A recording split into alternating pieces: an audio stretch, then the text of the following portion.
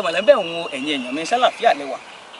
nínú ìmọ̀ ìjìnlẹ̀ sáyẹ́ǹsì tá à ń pè ní biology wọ́n kọ́ wa ní kinní kan nípa ọmọ ẹ̀dá ènìyàn wọ́n pè ní Mr. NIGER D nígbà náà bàbá lè rántí ìkan gbòógì nínú Mr. NIGER D yìí ni à ń pè ní ìṣípòpadà tàbí ìtẹ̀síwájú tá à ń pè ní movement ó fi hàn pé èèyàn wà láàyè àwòrán yìí ẹ bá mi fi ojú inú wò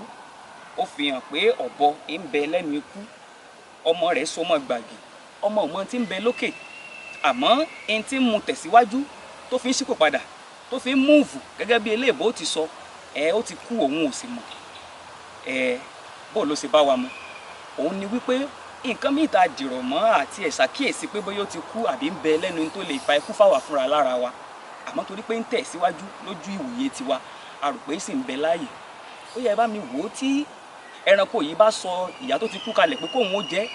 tó rọmọ rẹ̀ tí ń bẹ láàyè ó lè fo náà sátà kó pàjẹ́ àwọn ọmọ ká ló mọ̀ pé ìyá àwọn ti kú tí ń bẹ lẹ́nu ikú bóyá ìbáṣẹ́ jọ̀wọ́ ìyá rẹ̀ kó sá lọ kóun ó bà lè ráyé ṣe kó lè rẹ́mi ṣe bóyá lóye ti yín kílẹ̀ rò pé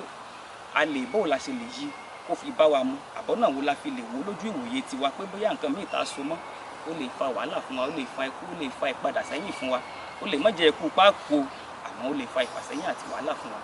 kí n tó mọ rí yín gbà kan tí ò pẹ́ mọ́ ẹ bá mi dá sí bóun la ṣe rò pé ọ̀rọ̀ ilé ìbá wa mu ẹ dàbọ̀.